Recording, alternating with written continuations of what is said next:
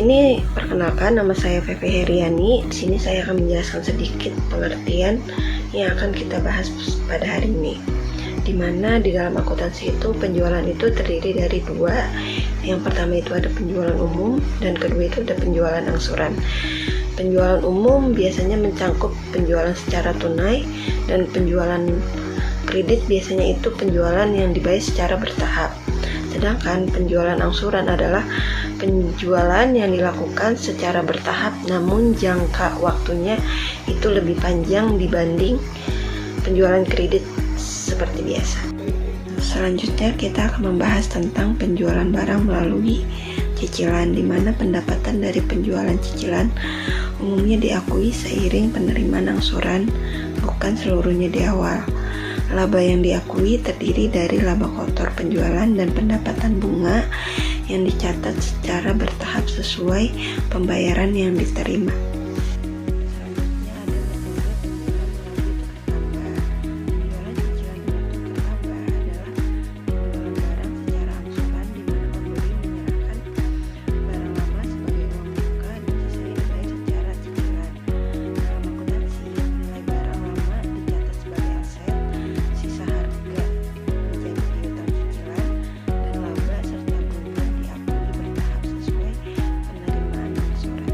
Baik, selanjutnya di sini saya Alvin Agustina. Saya akan melanjutkan untuk contoh kasus pertama.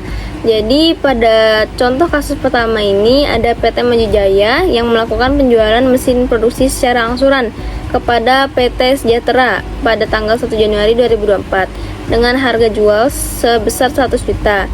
Harga pokok mesin tersebut adalah 70 juta, sehingga terdapat potensi laba kotor sebesar 30 juta. Dalam transaksi ini, pembelian memberikan uang muka sebesar 30 juta dan sisa pembayarannya akan dilunasi melalui 10 kali angsuran. Selain itu, penjualan ini dipastikan tidak akan dibatalkan sehingga risiko bagi perusahaan relatif itu kecil. Karena jangka waktu angsuran relatif singkat, uang muka cukup besar dan risiko gagal bayar rendah, maka PT Maju Jaya menggunakan metode pengakuan laba kotor pada periode penjualan. Artinya, meskipun pembayaran belum diterima sepenuhnya, perusahaan sudah mengakui seluruh laba kotor pada saat penjualan terjadi, yaitu pada tahun 2024. Jadi itu berdasarkan perhitungan laba kotor diperoleh dari harga jual 100 juta dikurangi harga pokok 70 juta, sehingga laba kotornya itu sebesar 30 juta. Seluruh laba kotor tersebut langsung diakui pada tahun 2024 walaupun angsurannya itu masih berjalan. Pada contoh kasus kedua, ada PT Sentosa melakukan penjualan barang elektronik secara cicilan dengan harga jual sebesar 120 juta dan harga pokok 90 juta. Dari transaksi ini tuh total laba kotor yang diharapkan adalah 30 juta. Namun berbeda dengan kasus sebelumnya ya. Pada transaksi ini tuh pembayaran dilakukan dalam 12 kali angsuran dan terdapat risiko gagal bayar yang cukup tinggi. Karena adanya risiko tersebut, perusahaan tuh nggak langsung mengakui laba kotor di awal penjualan. Oleh karena itu, PT Sentosa menggunakan metode pengakuan laba kotor pada periode penagihan kas. Artinya laba baru diakui setiap kali perusahaan benar-benar menerima uang tunai dari pelanggan. Untuk menghitung laba yang diakui, terlebih dahulu ditentukan prestasi laba kotor, yaitu laba kotor dibagi harga jual. Dari perhitungan prestasi itu diperoleh laba kotor sebesar 25%. Jadi misalnya pelanggan membayar angsuran sebesar 100 juta, maka laba kotor yang diakui pada periode tersebut adalah 25% dari 100 juta, yaitu sebesar 2,5 juta. Jadi itu kesimpulannya, pada metode ini laba tidak diakui sekaligus di awal, tetapi diakui secara bertahap seiring dengan penerimaan kas, sehingga tuh lebih aman ketika resiko gagal bayar cukup tinggi. Kasus ketiga, ada toko elektronik Jaya menjual sebuah TV secara cicilan kepada konsumen. Harga jual TV tersebut adalah 15 juta dengan harga pokok 11 juta, sehingga terdapat laba kotor sebesar 4 juta. Dalam transaksi ini, konsumen membayar uang muka sebesar 5 juta, sedangkan sisa pembayaran akan dilunasi dalam 5 kali angsuran. Karena pembayaran tidak tunai, maka transaksi ini tuh dicatat sebagai penjualan cicilan.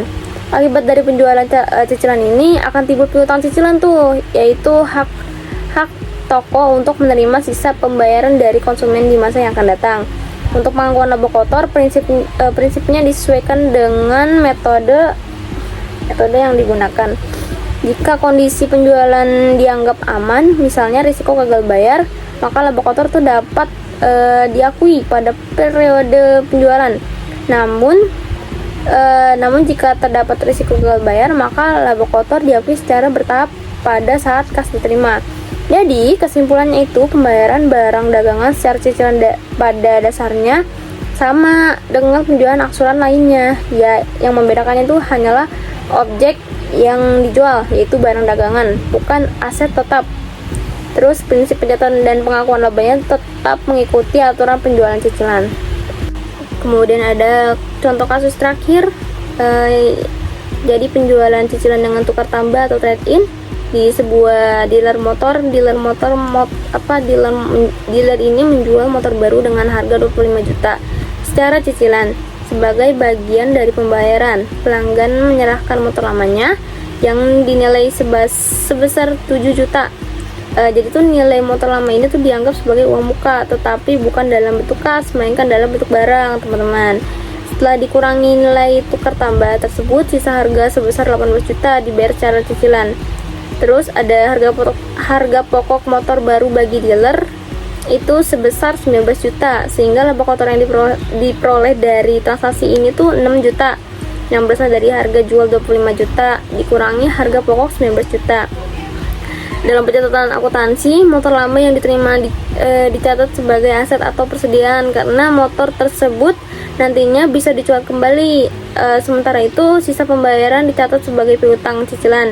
Jadi kesimpulannya nih, transaksi tukar tambah tidak mengubah konsep dari penjualan cicilan. Yang berbeda hanyalah cara pembayarannya aja, dimana sebagian harga dibayar dengan barang lama dan sisanya dibayar melalui angsuran. Sedangkan prinsip pengakuan laba tetap mengikuti ketentuan penjualan cicilan.